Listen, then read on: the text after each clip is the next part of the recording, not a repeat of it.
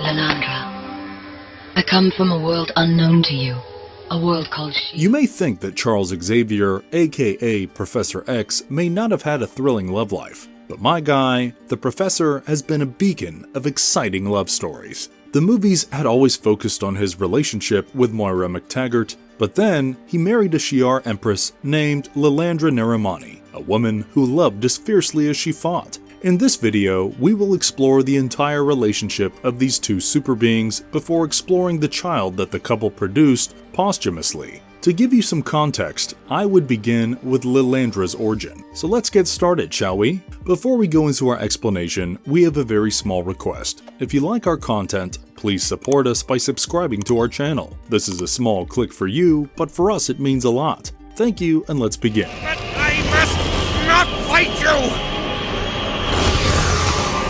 Lilandra's origin and backstory. Lilandra Neramani was a Princess Majestrix, which is equivalent to being a ruling queen on Earth. So Princess Majestrix Lilandra Neramani belonged to one of the richest royal families in all of the Shi'ar Empire. Needless to say, the Shi'ar Empire was ruled by the Shi'ar race. But unlike earthly empires that may extend to a continent or more, the Shi'ar Empire extended to all known planets of their galaxy. Naturally, Lilandra Neramani belonged to a super powerful family whose authority in the empire could not be understated. Born on a planet called Eri, which was also the Shi'ar homeworld, Lilandra had several siblings. In fact, many of them would go on to rule the Shi'ar Empire from the Chandalar, an artificial planet that served as the imperial throne world. In the Neramani family, Lilandra's oldest sister was to take the throne. However, this girl, also known as Deathbird, killed one of her sisters as well as her father. Now, of course, you can't really have a murderer sitting on the throne, right?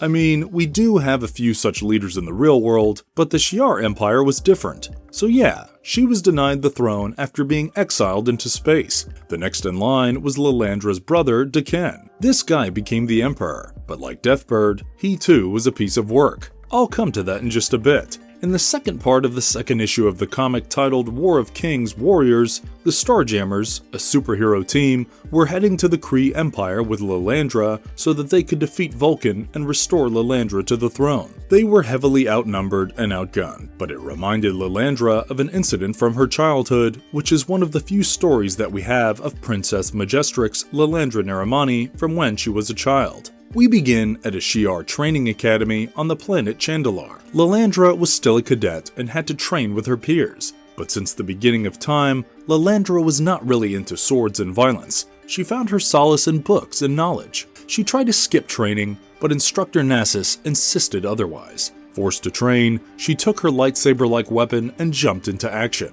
Instructor Nasus began an environmental simulation that replicated an oceanic glacial setting. In the beginning, Lilandra tried to dodge the attacks of her opponent, Kren, but the moment Lilandra tried to fight back, Kren got the better of Lilandra. The problem with Lilandra, as explained in the comic, was that she wanted to read about classic moves and strategies instead of practicing them. Now, you can't possibly learn to fight after reading about it. Nevertheless, it didn't necessarily mean that she was as inefficient with a sword as Professor X. She had her skills, and she was about to put them to good use. You see, later that day, Lilandra's academy got attacked by the Brood. What or who are the Brood? Well, it's a race of scavengers that can consume almost any available resource and has the one-point agenda of reproducing. They arrive on different planets to infest their denizens with their embryos. It was revealed in the comics that the Brood originated in an entirely different universe from ours, so you could say that they're Marvel's version of xenomorphs. Speaking of which, did you check out the latest trailer for Alien Romulus?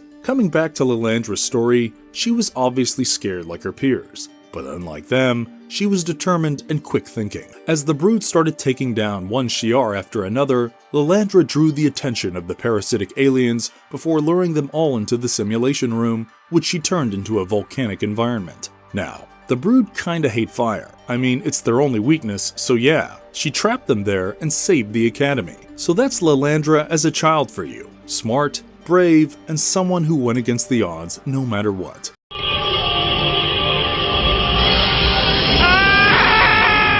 Meeting Charles and falling in love. Now, let's talk about the time when Deken, Lilandra's elder brother, became the emperor. So, When he was ruling the Shi'ar Empire, Lilandra served as his Grand Admiral of the Imperial Guard. What was this? Well, apart from the obvious, it was the legion of superhuman champions who enforced the law throughout the Empire. But as I had hinted earlier, Daken was crazy. In fact, he wanted to make use of this crystal called the Macron Crystal, which was supposed to house incredible power. When Lilandra learned about it, she knew that Daken could not see the danger that the Macron Crystal posed. If the power hidden in the crystal were to be unleashed, innumerable lives would have been lost. Therefore, Lilandra approached the Shi'ar High Council and expressed her opposition to Daken's insane plans. But as soon as the Emperor got wind of it, he had her arrested for treason. You see, he spread the word that she wanted to usurp the throne by having him killed. But Lilandra's efforts had earned her a following, and as a result, a civil war broke out across the Shi'ar Empire. Seeing that Lilandra's influence was on the rise, Daken held her captive at one of the Imperial flagships where she was to be executed. But the resourceful future Empress managed to escape. She needed help to stop Daken from wreaking havoc on the universe, and this is when she learned about Professor X, aka Charles Xavier. Lilandra saw Professor X mentally at a time when he used his epic telepathic powers to in an unimaginable fashion. So, this guy had kinda united the will of all of humanity into a collective force so that an alien named Xanox could be stopped from invading Earth and taking over it. Lilandra knew that Earth was filled with superhumans like Charles, and that's what she needed in her fight against the tyranny of her brother. Needless to say, she set a course for Earth to seek help. After reaching Earth, she did manage to meet Charles, but things took a jog to the left when Eric the Red, a Shi'ar agent, found her. Eric abducted her and took her to the world where the Macron crystal was present. Oh, he used an artificial stargate that transported Lilandra through hyperspace. Charles knew the danger that the Shi'ar Empire was currently posing under its ruler, who cared for nothing. So he assembled his X-Men, the mutant champions, and they left for the same planet after following the stargate that Eric had previously used. However, by now, the power of the crystal had begun to be released, and the universe would have met a certain end had it not been for the Phoenix Force, which had assumed the persona and form of Jean Grey. Because of the powers and influence of the Macron crystal, Emperor Daken had gone insane. Incurably insane, that is. Additionally, he went into a catatonic state because of the psychic attack he experienced while he was within the crystal. Now that the Daken threat had been eliminated, Xavier came back to Earth and Lilandra accompanied him there. But she was still awaiting a trial, more like a decision of the Shi'ar High Council that was to decide what to do with Lilandra. In fact, they were to decide if she was to be made Empress. Yes, she was next in line, but she had also rebelled against the incumbent emperor, and although she had good intentions, she did commit a rebellion. Because of the time they spent on Earth and the things they did together, Charles and Lilandra fell in love. It wasn't before long that Shi'ar High Council voted in Lilandra's favor. When the time came for Lilandra to return to her world, Charles followed her. The two of them tied the knot, and while Lilandra became the Empress of the Shi'ar Empire, Charles served her as her consort. However, the danger that the Phoenix Force posed was far from over, and Charles had to return to Earth because of that. As time passed, Phoenix became increasingly unpredictable and violent. It not only destroyed a Shi'ar starship, but also one of the planets ruled by the Shi'ar Empire. Now, Lilandra, thinking about the safety of the cosmos, wanted to destroy the Phoenix. Charles believed that the Phoenix was actually Jean Grey and demanded a trial by combat. Interestingly, during the course of this combat, Phoenix committed suicide in order to protect the universe from further destruction. Unfortunately though, Lilandra's elder sister Deathbird found her way back to the Empire and led a successful coup against the Empress, which forced her to flee. Help! Their story in the animated universe. Once again, Lilandra sought Charles' help to defeat Daken and save the universe. Once it was done, she kissed Charles and asked him to stay with her, but he refused her advances, claiming that he could not abandon Earth until mutants and humans started to coexist in peace. Lilandra understood where Charles was coming from and left, but she returned later in X-Men the Animated Series when Charles fell seriously ill. She brought him to her world so that he could be treated.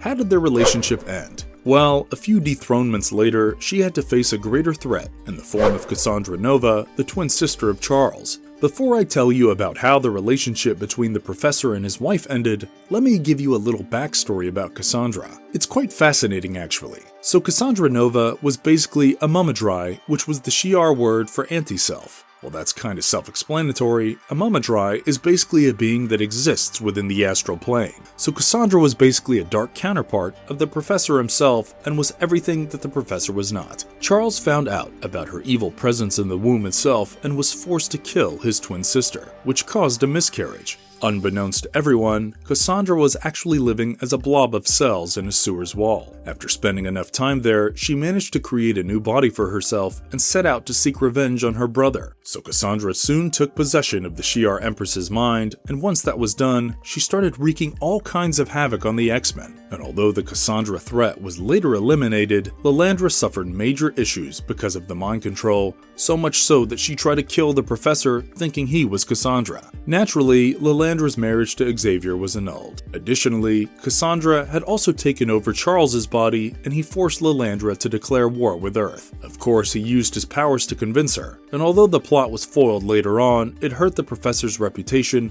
in the eyes of the Shi'ar Empire. So yeah, Cassandra Nova hurt them both and caused their marriage to fail. Did Charles and Lilandra have a child? After Professor X and Majestrix Lilandra passed away, their DNA was used to make a kid who was cared for by Cerise, who also sang to it. But when the Imperial Guard took Cerise to protect the egg, newlyweds Gambit and Rogue got the mission to get it back. Rogue, floating in space with the egg, was picked up by Deadpool. They land, and after a scuffle with Deadpool and then the TechNet, who also wanted the egg, Gambit and Rogue head home. But a spat with Deadpool cracks the egg, which reveals a young Rogue clone, Xandra. Kitty Pryde fills them in on Xandra's origins. After absorbing Gambit and Rogue's memories of her bio-parents, Xandra picks her name. Then, Deathbird, Xandra's aunt, tries to use Xandra in her coup. Gambit and Deathpool manage to send Deathbird packing and zap Deadpool out of there. Xandra's story does not end there. But of course, that's a story for another time. So yeah, Lilandra and Charles had quite a roller coaster ride as far as their love story was concerned. I wonder which other power couples you are acquainted with.